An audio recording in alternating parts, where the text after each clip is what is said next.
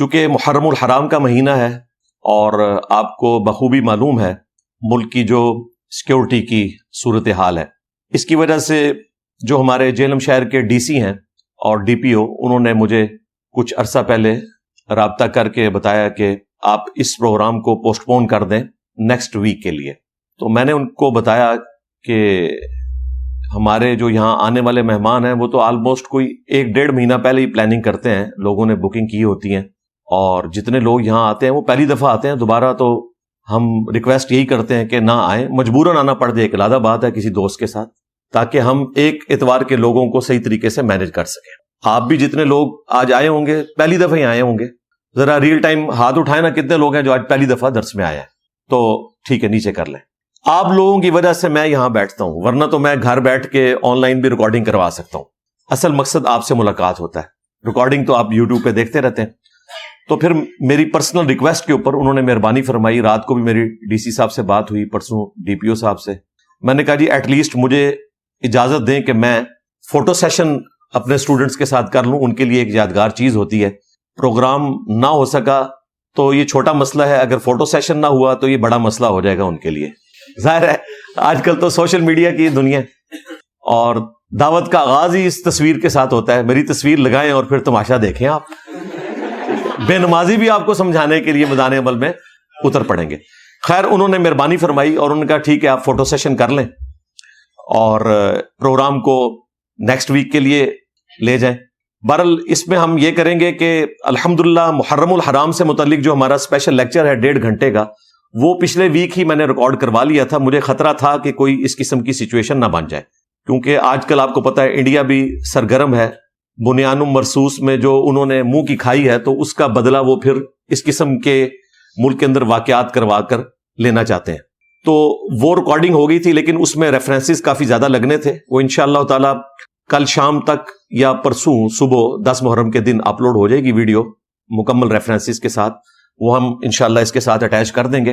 لہٰذا آج کوئی اسپیشل ٹاپک تو میں ڈسکس نہیں کروں گا، وہ آلریڈی ریکارڈ ہے، صرف ریفرنس لگ کے اپلوڈ ہونا ہے، وہ اس کے ساتھ اپلوڈ ہو جائے گا انشاءاللہ۔ رہی یہ آپ کی ریل ٹائم پرچیاں، تو انشاءاللہ تعالی یہ پرچیاں امید ہے کہ نیکسٹ ویک یا اس سے نیکسٹ ویک دونوں کو ملا کے پبلک سیشن نمبر 207 اور 8 کے اندر ہم اس کو مکمل کر لیں گے انشاءاللہ تعالی۔ یہ پرچیاں ہمارے پاس بڑی نعمت ہوتی ہیں، آپ گھر بیٹھ کر بھی ریکارڈنگ دیکھ سکتے ہیں، لہٰذا یہ پرچیاں میرے پاس امانت ہے انشاءاللہ۔ نیکسٹ ویک کی پرچیاں میں ختم کر کے کچھ اس میں سے ایڈریس کروں گا، اور اس سے نیکسٹ ویک میں پھر جو بقیہ پرچیاں وہ بھی انشاءاللہ ایڈریس کر دوں گا، وہ ریکارڈنگ میں آ جائیں گی۔ ویسے کوئی ٹاپک بچا نہیں کہ جو میں نے ریکارڈ نہ کروایا ہو، لہٰذا اس حوالے سے یہ کلیریفیکیشن دینا ضروری تھی۔ اب آ جائیں آج کے ٹاپک کی طرف، جو محرم الحرام اور اہل البیت علیہم السلام سے متعلق ہے۔ آج کی گفتگو 5 علمی پوائنٹس کے اوپر مشتمل ہوگی انشاءاللہ تعالی، اور یہ میں نے ایک انٹلیکچوئل ترتیب کے ساتھ رکھے ہیں۔ سارے ٹاپکس تو آج کور نہیں ہو سکتے، لیکن میں کوشش کروں گا کہ چند ایک ضروری چیزیں اس میں کور کر دوں۔ ویسے تو میری کافی ساری ویڈیوز ہیں، میں انشاءاللہ اس میں تعارف بھی کروا دوں گا۔ علمی پوائنٹ نمبر 1، وہ محرم الحرام کا جو مہینہ ہے اس کی اہمیت سے متعلق، حرمت سے متعلق۔ سورہ التوبہ کے اندر اللہ تعالیٰ نے فرمایا کہ جب سے اللہ تعالیٰ نے زمین و آسمان کو پیدا فرمایا ہے تو اللہ تعالیٰ کے حضور مہینوں کی جو گنتی ہے وہ 12 ہے۔ ان میں سے 4 حرمت والے مہینے ہیں جن کے اندر جنگ کرنا، لڑائی کرنا منع ہے، الا یہ کہ آپ کے اوپر دشمن لڑائی امپوز کرتے، وہ ایک ایکسیپشن اسی آیت کے اندر آئی۔ ادروائز یہ حرمت والے مہینے ہیں، جنگ کو روکا گیا کیونکہ ان مہینوں کا تعلق حج اور عمرے کے ساتھ تھا، تاکہ راستے صاف ملے۔ اگر واقعتاً کوئی لڑائی، جہاد اور قتال حق پر مبنی ہو رہا ہے تو اس کو بھی آپ نے روکنا ہے، تاکہ حرم آنے میں کسی کو کوئی تکلیف نہ ہو۔ اب قرآن پاک نے وہ 4 مہینے بتائے نہیں ہیں، وہ مہینے صحیح بخاری اور صحیح مسلم کے اندر رپورٹ ہوئے۔ یوم النحر کا جو خطبہ ہے نبی صلی اللہ علیہ وآلہ وسلم کا، جو آپ نے عید والے دن دیا تھا 10 ذو الحجہ 10 ہجری میں، منا کے میدان کے اندر یوم عرفہ سے اگلے دن حجۃ الوداع کے موقع پر، وہ کافی لمبی حدیث ہے۔ اس کے سٹارٹ میں آتا ہے کہ زمانہ گھوم گھما کر وہیں پر واپس آ گیا ہے کہ جو اللہ تعالیٰ نے نیچر کے اوپر زمانے کو پیدا فرمایا تھا کہ سال کے 12 مہینے ہیں جن میں سے 4 حرمت والے ہیں۔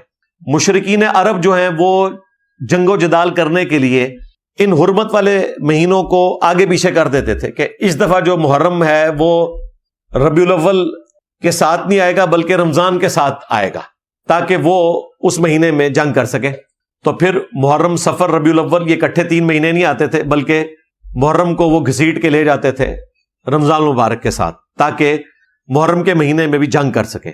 تو اسی چیز کی طرف اللہ تعالیٰ نے سورہ توبہ میں بھی اشارہ کیا کہ یہ حرکت کرتے تھے، شریعت کو بدلتے تھے، لیکن اللہ کے حضور حرمت والے 4 مہینے وہ اتنی دفعہ انہوں نے آئٹریشن پرفارم کی کہ نبی علیہ السلام کی بعثت کی برکت سے جس سال آپ نے حجۃ الوداع کیا 10 ہجری میں، تو 10 ذوالحجہ کے دن آپ نے فرمایا کہ زمانہ گھوم گھما کے صحیح جگہ پہ واپس آ چکا ہے. اتنی دفعہ آئٹریشن پرفارم ہوئی ہے.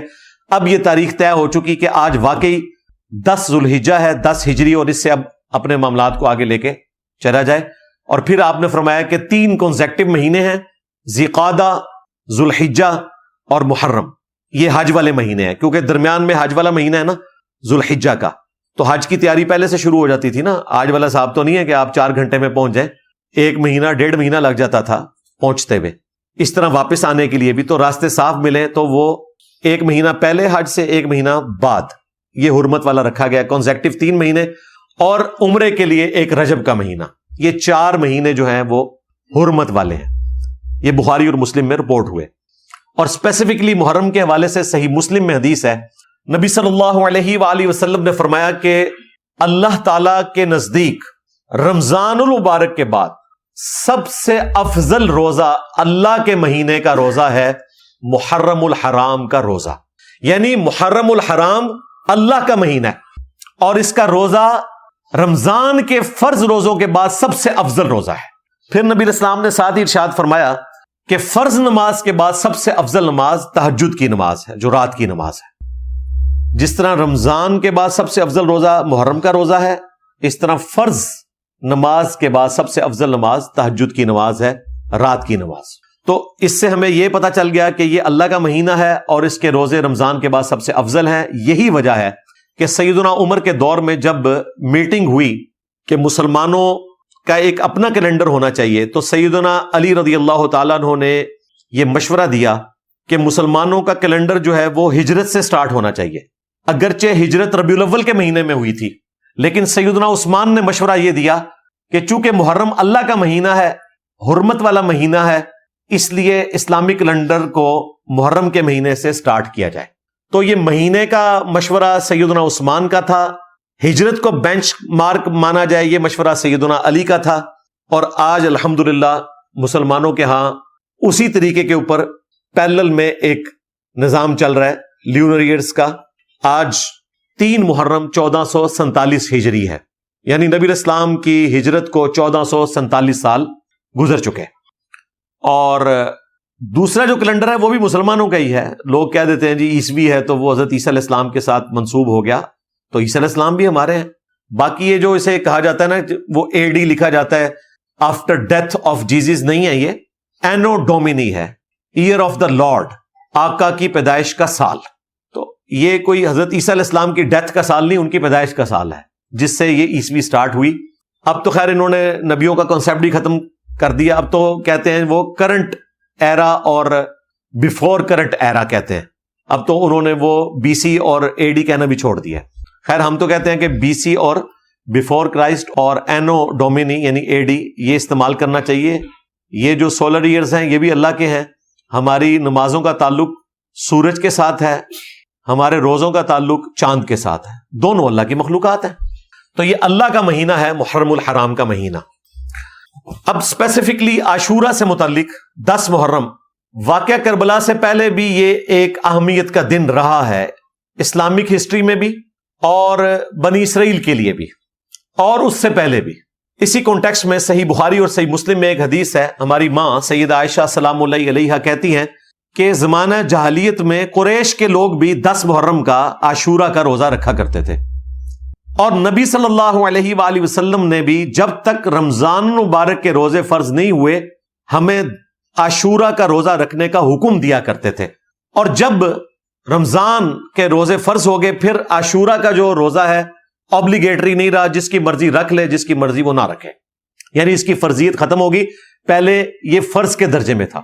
ایک اور حدیث ہے بخاری اور مسلم میں، ابن عباس رضی اللہ تعالیٰ عنہ کہتے ہیں کہ 10 محرم کا روزہ اور رمضان مبارک کے روزے نبی علیہ السلام اس دن اور اس مہینے سے زیادہ کسی روزے کی ترغیب نہیں لوگوں کو دلایا کرتے تھے.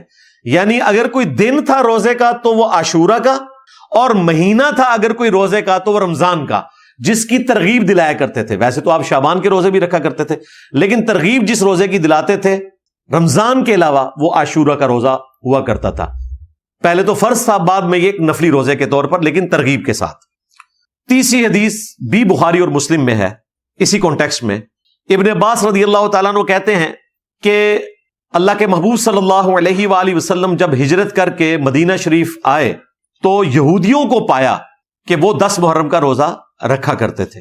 پوچھا کیوں رکھتے ہو؟ تو انہوں نے کہا کہ اس دن اللہ تعالیٰ نے موسیٰ علیہ السلام کو فرعون سے نجات دی تھی، اور موسیٰ علیہ السلام نے شکرانے کے طور پر اس روزے کو رکھا، اس لیے ہم موسیٰ علیہ السلام کی سنت پہ عمل کرتے ہیں. تو نبی صلی اللہ علیہ وآلہ وسلم نے فرمایا ہم زیادہ حقدار ہیں موسیٰ علیہ السلام کے اس طریقے کی پیروی کرنے کے. پھر آپ نے صحابہ کرام کو بھی حکم دیا کہ تم لوگ بھی عاشورہ کا 10 محرم کا روزہ رکھا کرو. یعنی بیچ میں جو نرمی والا پہلو آیا تھا نا، اس کے بعد پھر جب یہ ہجرت کے بعد معاملہ آیا تو پھر نبی علیہ السلام نے اس کو ترغیب کے ساتھ کہنا شروع کر دیا. فرض پھر بھی نہیں کیا، ہے نفلی روزہ لیکن ترغیب کے ساتھ. اس کی فضیلت کیا ہے؟ وہ صحیح مسلم میں حدیث ہے کہ میں اللہ سے امید کرتا ہوں کہ عاشورہ کا روزہ 10 محرم کا روزہ گزشتہ 1 سال کے گناہوں کا کفارہ بن جائے گا. تو 1 سال کے گناہوں کا کفارہ ہے عاشورہ کا روزہ رکھنا. لیکن صحیح مسلم میں ہی ایک اور حدیث ہے کہ جب نبی علیہ السلام نے 10 محرم کے روزے کا کہا تو صحابہ کرام نے عرض کی کہ یہ تو یہودیوں کی تعظیم کا دن ہے اور ان کے ساتھ ایک مشابہت والا معاملہ ہو جائے گا. تو پھر آپ صلی اللہ علیہ وآلہ وسلم نے فرمایا کہ اگر میں اگلے سال زندہ رہا تو میں 9 محرم کا روزہ رکھوں گا. عموماً جب اس حدیث کو بیان کیا جاتا ہے تو وہ بریکٹ میں لکھا جاتا ہے کہ 9 کا بھی رکھوں گا. یہ جو بھی لگایا جاتا ہے نا، یہ بالکل درست ہے، کیونکہ اس میں امپلائڈ ہے کہ 9 اور 10 2 رکھ کر ان کی مخالفت کی جائے گی. اس کا ثبوت یہ ہے کہ صحیح مسلم میں حدیث ہے جب ابن عباس جو ان تمام احادیث کے راوی ہیں جو عاشورہ سے متعلق ہے، ان سے پوچھا گیا کہ عاشورہ کا روزہ کب رکھنا ہے، تو انہوں نے کہا کہ 9 تاریخ سے تم نے روزے کا آغاز کرنا ہے، یعنی 9 اور 10 2 رکھنے ہیں. اس کو سپورٹیو جامعہ ترمذی میں وہ حدیث ہے، شیخ البانی اس حدیث کو صحیح کہتے ہیں. ہمارے استاد شیخ زبیر صاحب حسن بصری کی تدلیس کی وجہ سے اسے ضعیف کہتے ہیں، لیکن اپنے متن میں وہ حدیث درست ہے کہ ابن عباس نے فرمایا نبی علیہ السلام عاشورہ کا روزہ ہمیں 10 محرم کو رکھنے کا حکم دیتے تھے، اور پھر ساتھ ابن عباس نے کہا کہ تم 9 اور 10 2 روزے رکھ کر یہودیوں کی مخالفت کرو. یہ جو ابن عباس کا قول ہے نا، یہ ہمارے استاد کے نزدیک بھی بالکل درست ہے، لہٰذا یہ روایت موقوفاً بالکل درست ہے. اس کی پوری سند سنن الکبریٰ البیہقی میں موجود ہے. امام ترمذی نے تو ڈائریکٹ لکھا، لیکن بیہقی میں اس کی پوری سند ہے ابن عباس کے قول کی کہ وہ 9 اور 10 2 روزے رکھنے کا حکم دیتے تھے تاکہ یہودیوں کی مخالفت ہو جائے. یہ میں اس لیے بیان کر رہا ہوں کہ بعض اہل حدیث علماء نے کہا کہ آپ نے 10 محرم کا روزہ رکھنا ہی نہیں ہے، آپ نے صرف 9 کا رکھنا ہے مخالفت کرنے کے لیے. اس طرح کی بھی سمجھدانی ہے لوگوں کی، اور کوئی عام نہیں. ہمارے جو استاد تھے شیخ زبیر صاحب، ان کے استاد تھے حافظ عبد المنان نور پوری رحمہ اللہ تعالی، ان کا یہ موقف تھا کہ 9 کو رکھا جائے، 10 کو رکھنے کی ضرورت ہی نہیں ہے. اب یہ حدیثیں ان سے اوور لک تھی، اس لیے ہم نے یہ بیان کر دی. ہمارے استاد کا بھی یہ موقف ہے، اور باقی علماء عرب کا بھی اور حنفیوں کا بھی یہ موقف ہے کہ 9 اور 10 2 روزے رکھے جائیں، اس کا اہتمام کریں. ایک کمزور روایت ہے، لیکن اجتہاداً وہ دیکھا جائے تو وہ روایت ہمیں سپورٹ کرتی ہے.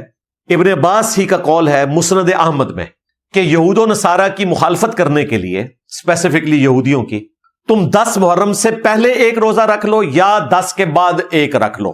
یعنی 9 10 بھی رکھ سکتے ہیں اور 10 11 بھی. مضبوط روایتیں تو 9 10 کی ہیں، ہم بھی وہی رکھتے ہیں، لیکن بعض اوقات کسی کے ساتھ کوئی ایسا ایشو بن جاتا ہے کہ 9 کا روزہ رکھنا وہ بھول گیا، تو اب کئی لوگ پھر کہتے ہیں ہم 10 اکیلے کا نہیں رکھیں گے، تو آپ 10 کا رکھیں، ساتھ 11 کا ملا لیں، تب بھی یہودیوں کی مخالفت ہو جائے گی. اجتہاداً بھی درست ہے، اور اس کو سپورٹیو مسند احمد کی حدیث بھی موجود ہے الحمدللہ. اچھا میرے بھائیو، اب اگلے جو 4 علمی پوائنٹس ہیں ان کی طرف آتے ہیں، لیکن اس سے پہلے میں اپنے 3 لیکچرز آپ کو ریفر کر دوں، چونکہ کئی لوگوں کی تشنگی ہوگی کہ فلاں فلاں ٹاپک کیوں نہیں ڈسکس ہوا، تو میں پہلے ہی اہل البیت علیہم السلام سے متعلق کافی ساری ویڈیوز ریکارڈ کروا چکا ہوں۔ ان میں سے پہلی ویڈیو میں نے 2019 میں ریکارڈ کروائی تھی، 4 گھنٹے کی ویڈیو کوسچن آنسر سیشن، جس میں 72 کے قریب کوسچنز ہوئے تھے محرم، کربلا اور کربلا کے پس منظر اور بنو امیہ سے متعلق۔ وہ چیپٹر میں کلوز کر چکا ہوں 8 سے 6 سال پہلے۔ آپ 72 کوسچن اباؤٹ کربلا انجینئر محمد علی مرزا لکھیں تو ویڈیو کھل جائے گی۔ 1 ملین سے زیادہ لوگ وہ ویڈیو دیکھ چکے ہیں، اس کے کئی کلپس بنے۔ بلکہ اس محرم کے سٹارٹ ہی میں بھی ہمارے جو غلام محی الدین بھائی ہیں، انہوں نے رائے ہدایت چینل پہ وہ تمام ریفرنسز جو میں نے اس میں ڈسکس کیے تھے 4 گھنٹے میں، سینکڑوں ریفرنسز، ایک ایک چیز ڈسپلے کروا کے انہوں نے دوبارہ سے اپنے چینل کے اوپر اسے اپلوڈ کیا ہے نئے تھم نیل کے ساتھ۔ وہ تھم نیل ہم اس میں ڈسپلے بھی کروا دیں گے، میں نے اس کو آفیشیل چینل سے شیئر بھی کروایا تھا۔ اس میں تو اس وقت ریفرنس نہیں لگے ہوئے تھے، میں زبانی ریفرنس بول رہا تھا، اب انہوں نے ریفرنس بھی وہ سارے لگا دیے۔ دوسری ویڈیو 2023 میں ریکارڈ ہوئی تھی، کربلا کیوں ہوئی، واقعہ کربلا سے بھاگنے نہیں دوں گا، یہ اس کے تھم نیل کے اوپر لکھا ہے۔ وہ آلموسٹ 2.3 ملین لوگ دیکھ چکے ہیں، 2.25 گھنٹے کی ویڈیو ہے، پورا مقدمہ آپ کو کلیئر ہو جائے گا انشاءاللہ تعالی۔ تیسری ویڈیو پچھلے سال 2024 میں ریکارڈ ہوئی، یزید کے 10 جھوٹے دفاع۔ وہ میں نے ایک انٹلیکچوئل ترتیب سے سارے ٹاپکس جو اس سے متعلق تھے آلموسٹ کوئی 2 گھنٹے میں ریکارڈ کروا دیے۔ یہ 3 ویڈیوز سب کچھ کور کریں گی، اور چوتھی آج کی بھی آپ ملا لیں۔ یہ ساری باتیں میں پہلے بھی کافی ساری ویڈیوز میں ڈسکس کر چکا ہوں الحمدللہ۔ جن لوگوں کو لکھنے پڑھنے کا شوق ہے ان کے لیے ہمارا جو ریسرچ پیپر ہے واقعہ کربلا کا حقیقی پس منظر 72 صحیح الاسناد احادیث کی روشنی میں، جس میں 200 سے زیادہ احادیث ہیں، 72 کا تو ہم نے ٹائٹل ایک نسبت کی وجہ سے لیا شہدائے کربلا کے ساتھ، ادروائز احادیث 200 سے زیادہ ہیں، اکثر بخاری اور مسلم سے۔ وہ پورا مقدمہ میں نے سیدنا عمر کی شہادت سے لے کر سیدنا حسین کی شہادت تک بیان کیا ہے ریٹن میں۔ اکثر احادیث بخاری مسلم سے ہیں، ادر دین بخاری اور مسلم ہم نے دور حاضر کے جو بڑے محققین ہیں ان کی تحکیم لگائی ہوئی ہے، شیخ البانی کی، شیخ زبیر لزئی کی، شیخ ارناؤت کی رحمہم اللہ اجمعین، اور باقی ائمہ کی۔ کوئی ایک حدیث بھی ایسی نہیں ہے جس کے اوپر کسی امام کا حکم نہ لگا ہو۔ یہ تو ہو سکتا ہے کہ کچھ احادیث ایسی ہوں جو بعض ائمہ کے نزدیک صحیح ہیں، بعض کے نزدیک ضعیف ہیں، اور کچھ ایسی ہیں جو ان کے نزدیک صحیح ہیں، ان کے نزدیک ضعیف ہیں، لیکن ایسی کوئی نہیں ہوگی جو سب کے نزدیک ہی ضعیف ہو۔ یہ میں نے اس لیے کیا کہ سارا نالج ایک جگہ جمع ہو جائے، اور مین مقدمہ جو ہے وہ تو بخاری مسلم سے ہم نے الحمدللہ اس میں بیان کیا ہے۔ وہ تو ایک حدیث ہی ہے جی، یہ اس کے اوپر لوگ کہہ رہے ہیں جناب وہ بوتل پہ لکھ کے لگائی، یہ میری بوتل کو بھی ڈر دے جائے، بابیاں دے مننے والے بوتل کو ڈر دیں 2812۔ تو یہ ریسرچ پیپر میں نے عربی میں بھی جمع کیا، اردو ترجمہ اس کا بعد میں ہوا، فارسی ترجمہ بھی ہے، انگلش بھی ہے، ہندی بھی ہے، PDF فارمیٹ میں آپ کو ahlsunnatpak.com سے یہ مل جائے گا، آپ ڈاؤن لوڈ کر لیں۔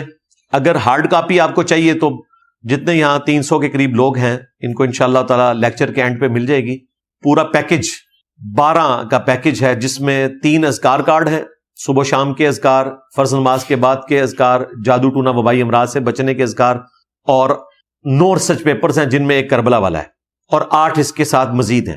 تو یہ کل 12 کا پیکج آپ کو ملے گا، اور اگر آپ ڈاک میں منگوانا چاہیں تو بالکل فری آپ کے گھر آئے گا، لاکھوں ہم تقسیم کر چکے ہیں الحمدللہ۔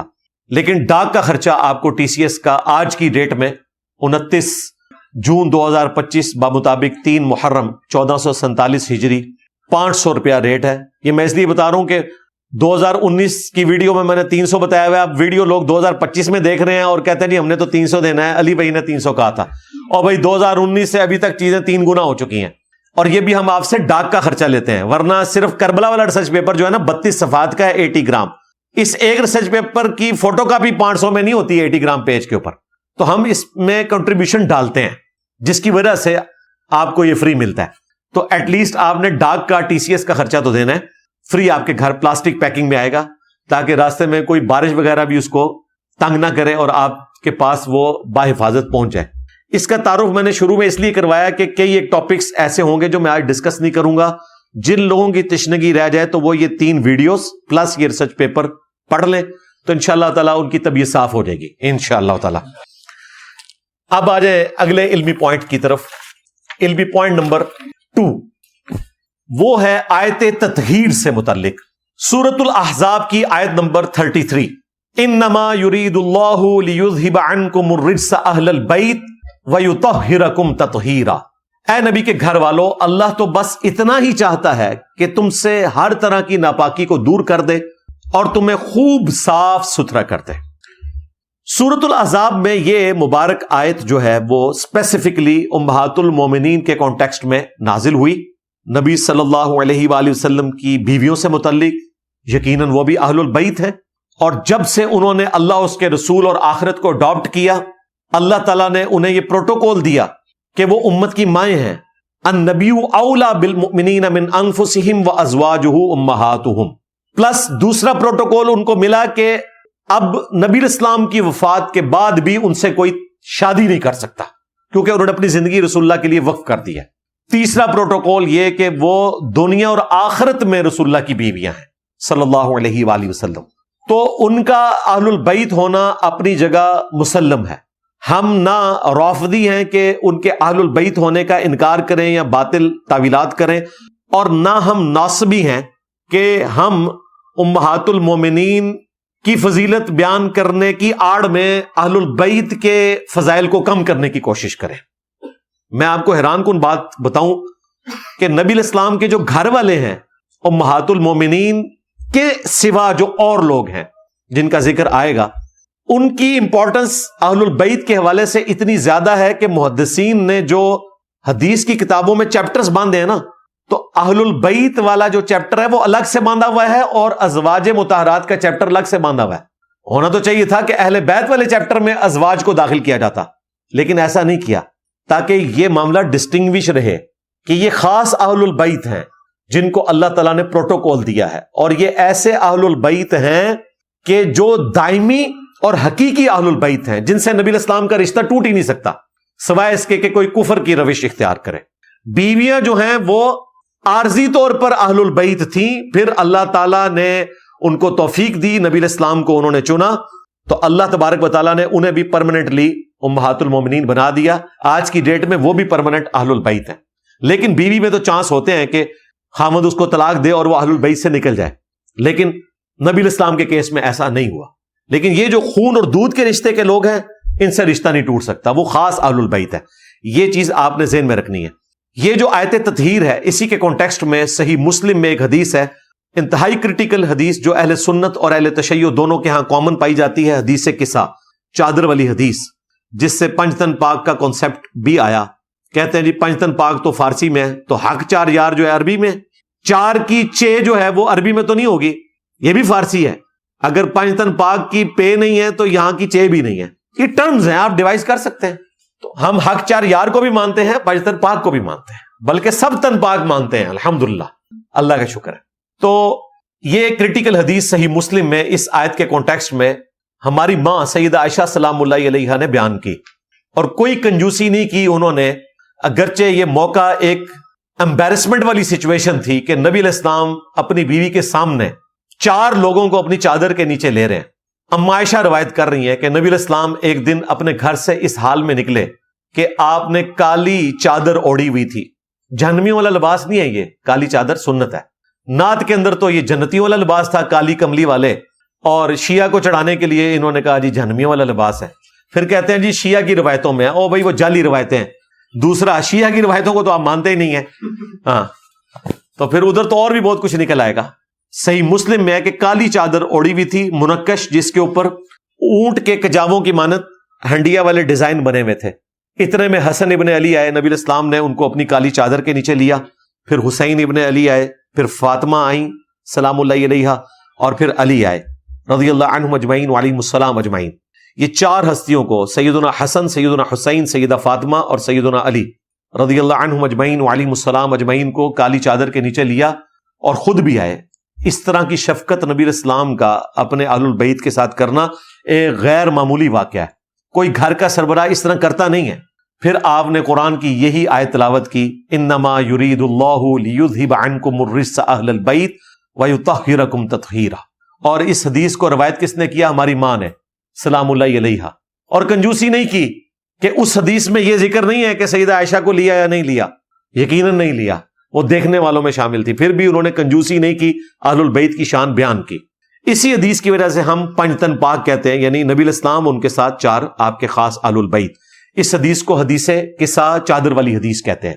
اس سے پنج تن پاک کا کنسیپٹ بھی آیا، سیدہ عائشہ کا اہل البیت کی عظمت کو ماننا بھی ذکر ہوا، اور کالی چادر بھی ثابت ہو گئی۔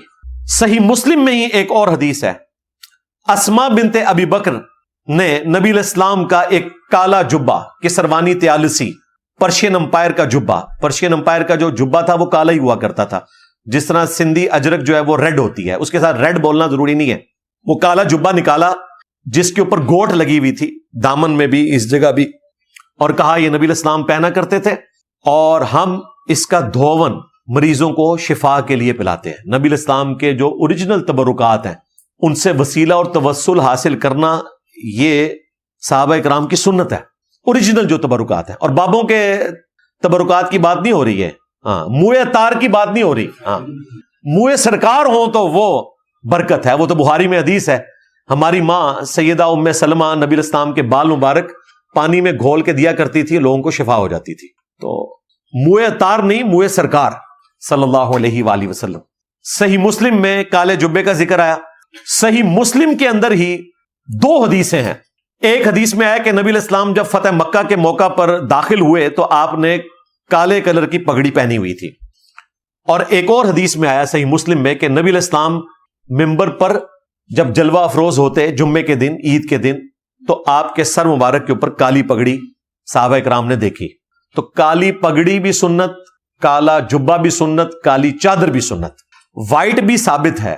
المستدرک للحاکم میں حدیث ہے، حضرت عبد الرحمن بن عوف کو نبی الاسلام نے کالی پگڑی کھول کر سفید پگڑی اپنے مبارک ہاتھوں سے باندھی، اور ایک چپے کے برابر شملہ بھی اس کا چھوڑا۔ ایک چپے کے برابر چھوڑنا بھی سنت ہے، یہ لمبا چھوڑنا بھی سنت ہے، 2 بھی چھوڑ سکتے ہیں آپ۔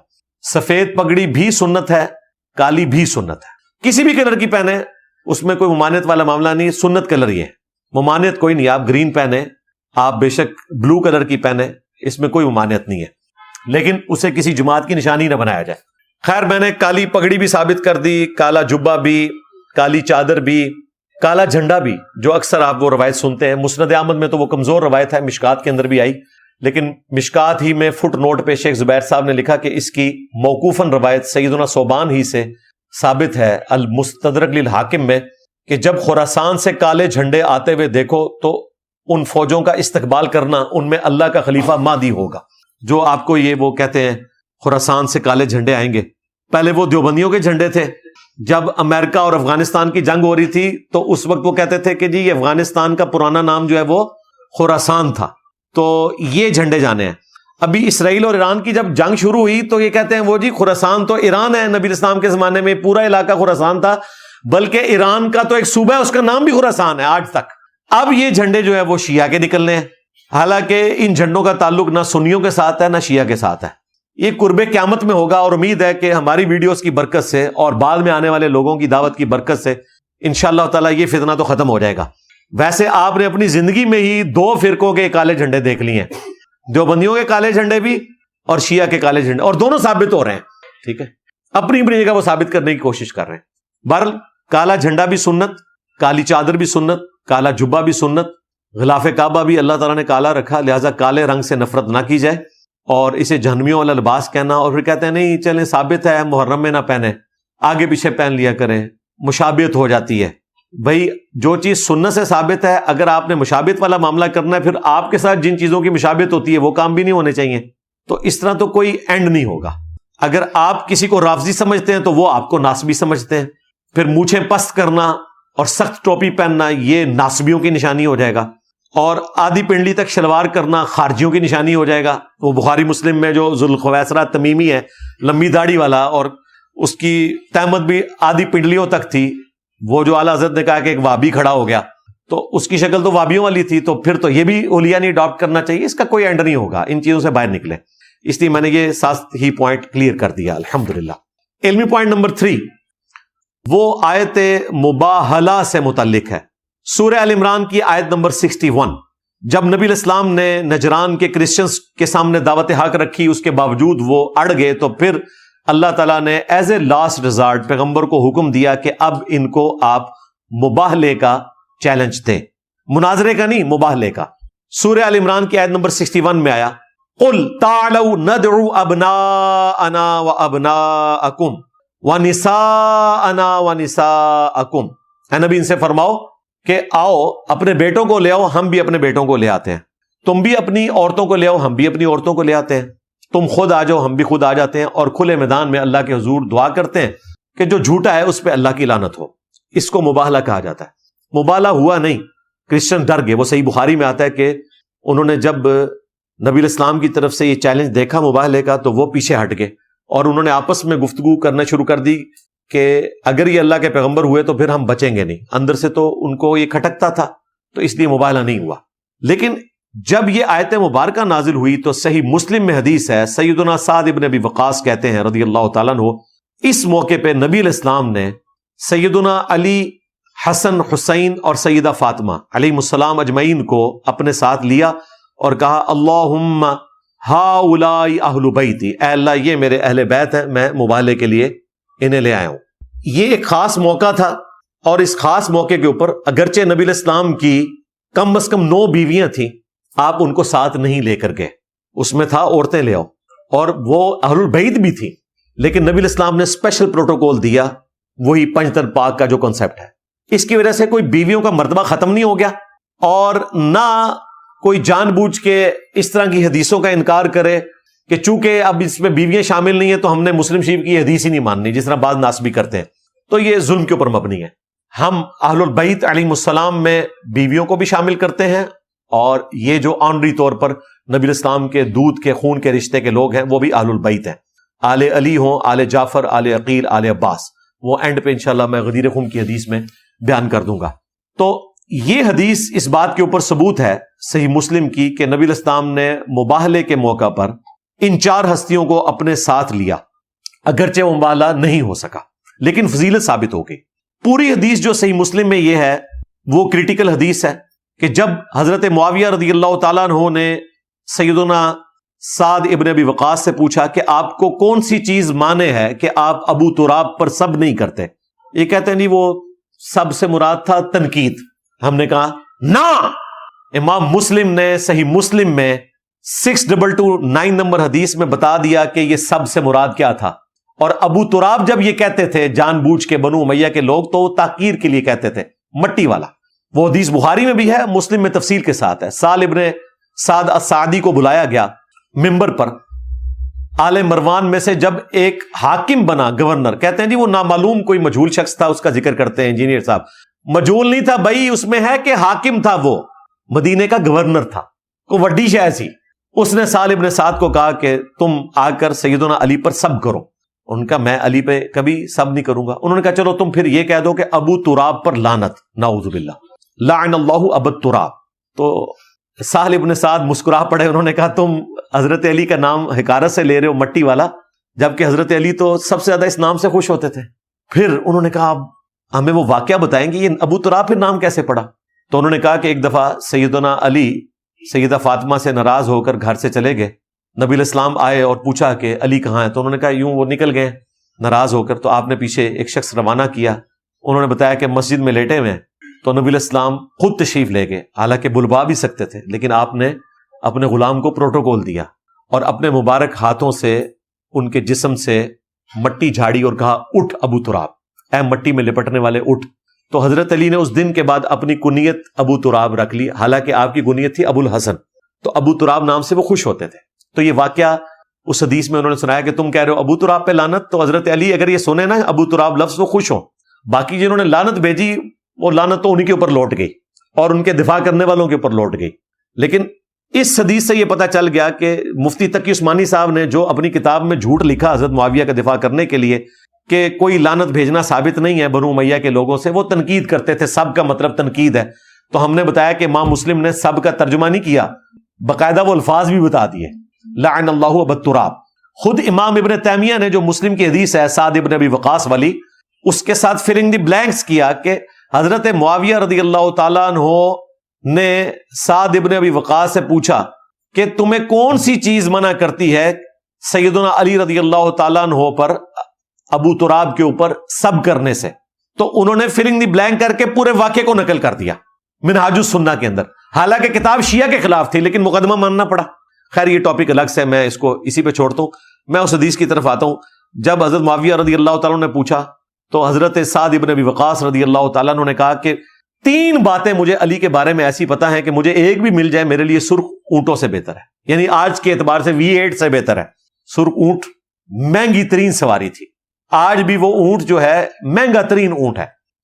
پہلی فضیلت، خیبر کے موقع پر نبی الاسلام نے فرمایا تھا کل اس شخص کے ہاتھ میں جھنڈا دوں گا جو اللہ اور اس کے رسول سے محبت کرتا ہے اور اللہ اور اس کا رسول اس سے محبت کرتے ہیں، اور ہم پوری رات اس شوق میں نہیں سوئے کہ خوش نصیب کون ہوگا، اور وہ جھنڈا سیدنا علی کو ملا۔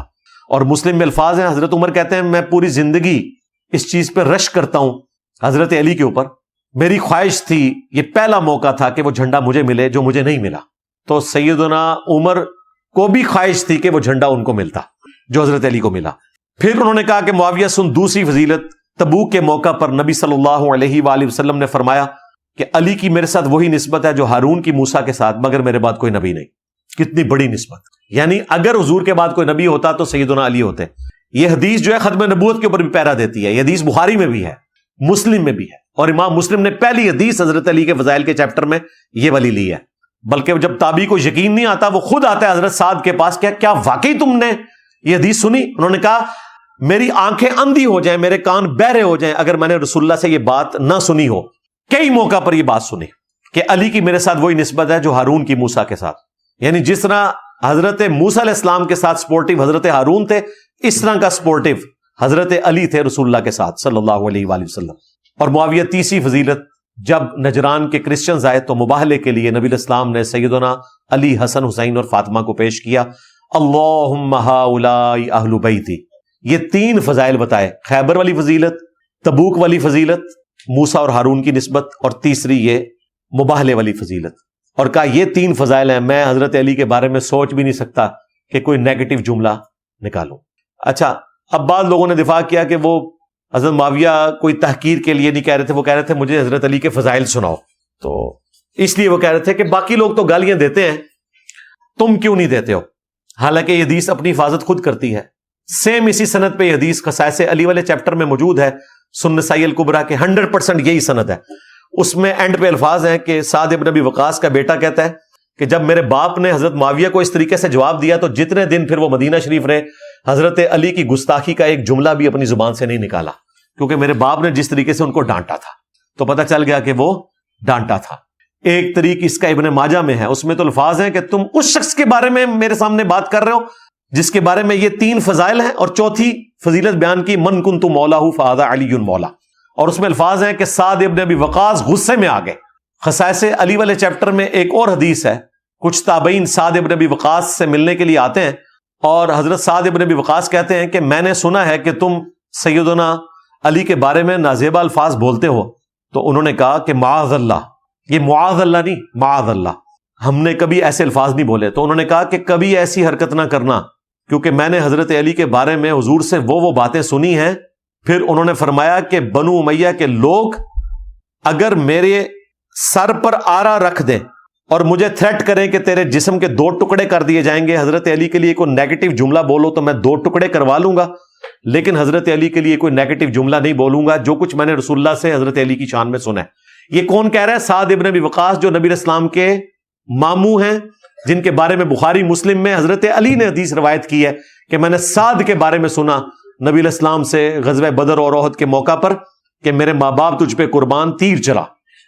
رسول اللہ نے اپنے ماں باپ کو جمع کیا ہوا ہے سعد ابن ابی وقاص کے اوپر، فاتح ایران، اور وہ کہہ رہے ہیں مجھے حضرت علی والی کوئی ایک فضیلت بھی مل جائے تو میرے لیے سرخ اونٹوں سے بہتر ہے۔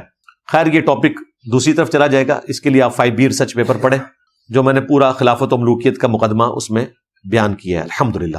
باقی حضرت معاویہ رضی اللہ تعالیٰ عنہ سے متعلق 15 اہل سنت کے ائمہ کی رائے کیا ہے، وہ الگ سے ویڈیو ریکارڈ ہے، جسے شوق ہے تو وہ بھی دیکھ لیں۔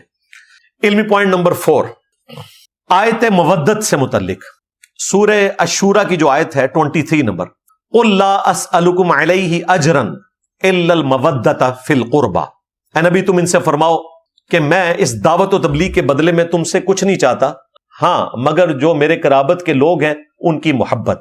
اس آیت کا ترجمہ دو طریقے سے کیا گیا، ایک یہ ترجمہ ہے کہ میرے جو قریبی لوگ ہیں ان کی محبت کا سوال میں تم سے کرتا ہوں، دوسرا یہ کہ جو تمہیں مجھ سے قرب حاصل ہے، یعنی میں بھی قریش سے ہوں تو کم از کم میری رشتہ داری کا خیال رکھو، تم تو مہمان نواز ہو، تو میں تو تمہارے اپنے قبیلے سے ہوں، بنو ہاشم قریش کا ہی قبیلہ تھا۔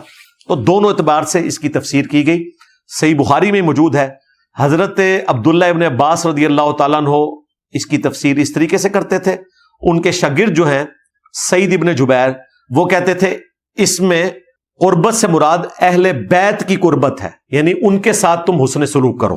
تو اس پہ ابن عباس نے کہا کہ تم نے تفسیر کرنے میں جلدی کی، نبی علیہ السلام کی سب کے ساتھ رشتہ داریاں تھیں، بیسیکلی یہ کہا جا رہا ہے کہ تم رشتہ داری کا خیال رکھو۔